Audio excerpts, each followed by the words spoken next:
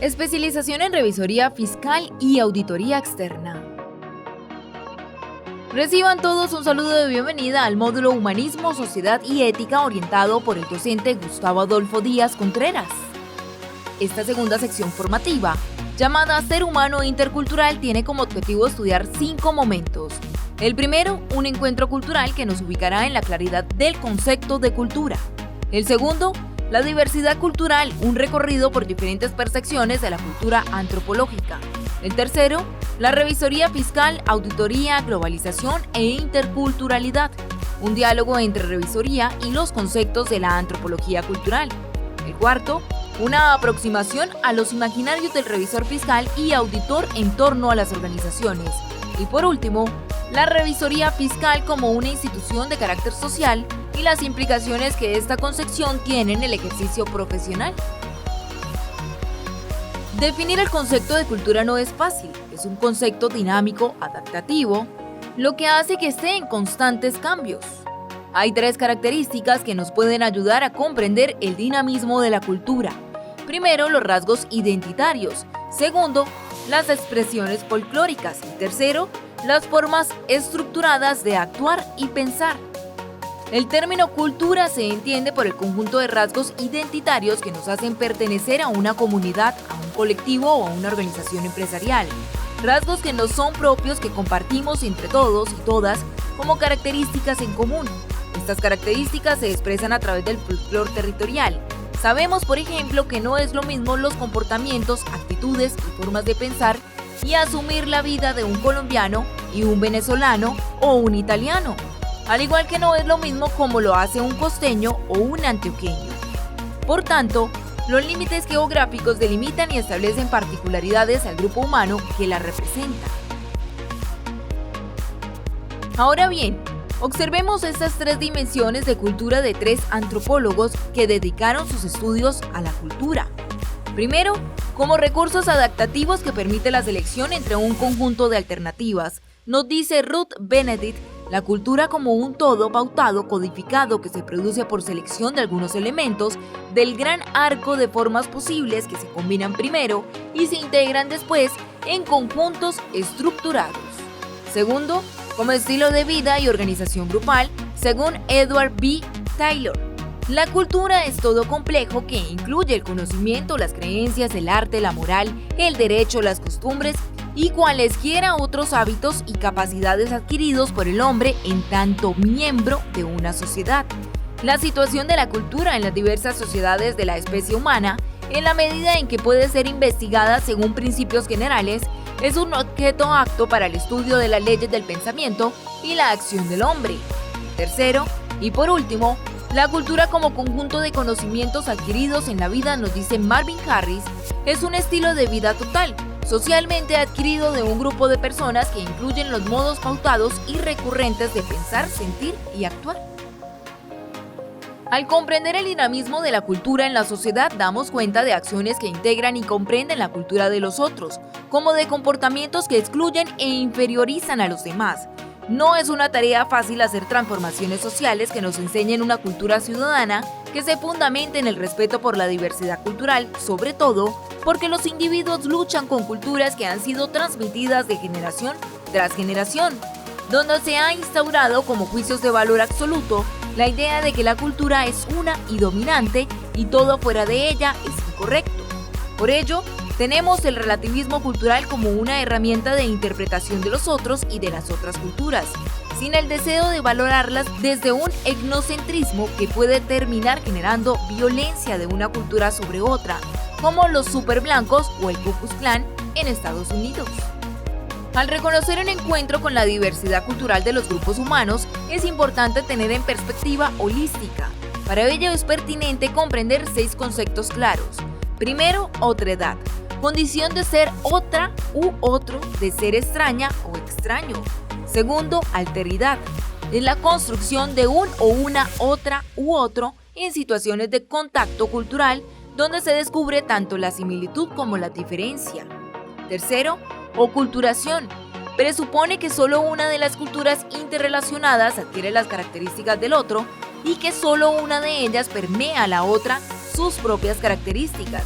ya sea por influencia o avasallamiento, y que la otra es del todo impotente para generar o reproducir alguna de sus características en la otra. Es decir, solo una se desplaza y la otra no. Cuarto, asimilacionismo. Implica un proceso de pérdida de su propia cultura para grupos minoritarios. Se pretende que el grupo cultural minoritario se asemeje al grupo dominante, olvidando sus rasgos culturales originarios y adquiriendo los rasgos culturales dominantes para poderse incorporar a las estructuras sociolaborales, políticas, etc. Quinto, identidades culturales. Adscripciones y autoidentificaciones aprendidas en grupos sociales específicos. No son fijas, están en relación al contexto espacio-temporal. Sexto, integracionismo como una herramienta que pretende un desarrollo diferenciado de los diversos grupos culturales que comparten territorio, pero con una permanente relación comunicativa entre ellos.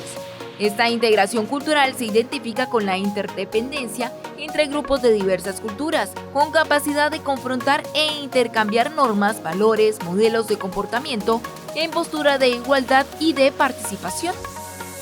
El integracionismo puede ser de dos maneras, multicultural e intercultural. El primer concepto nace desde la necesidad de conocer la diversidad étnica.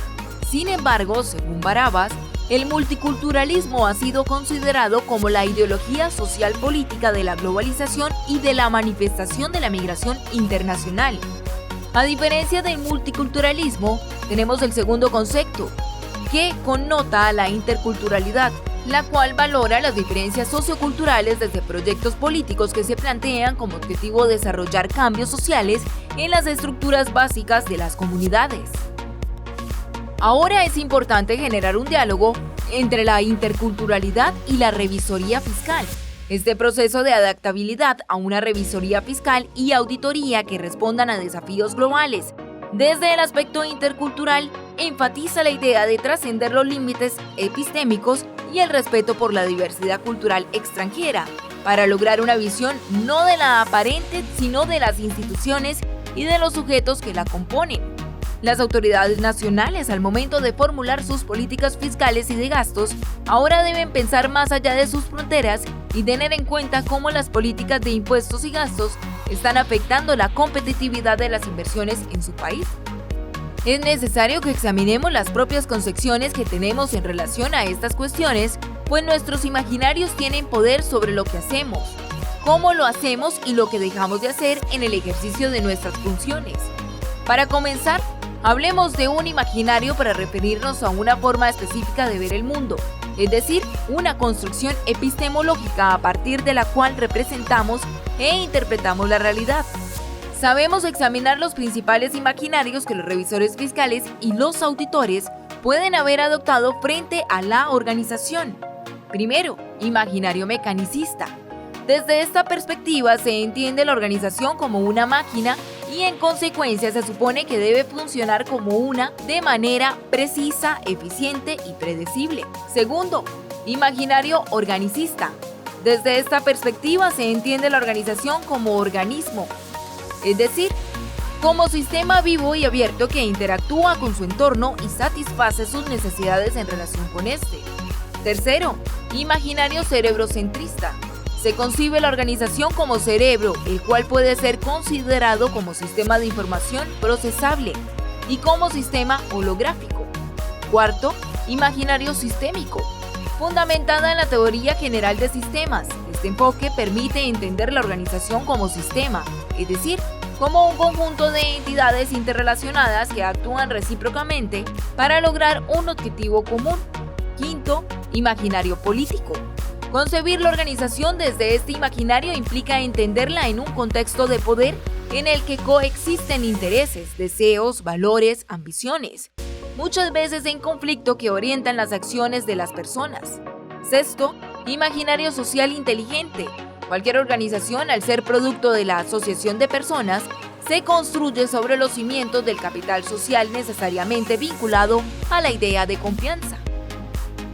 En conclusión, la función del revisor y el auditor como representantes de la racionalidad controladora puede verse orientada de una forma u otra al momento de velar por el mantenimiento y la preservación de la organización. La función fiscalizadora podría ser más efectiva bajo la concepción de organización social inteligente, lo que no significa que los elementos y características presentes en los otros imaginarios no sean importantes.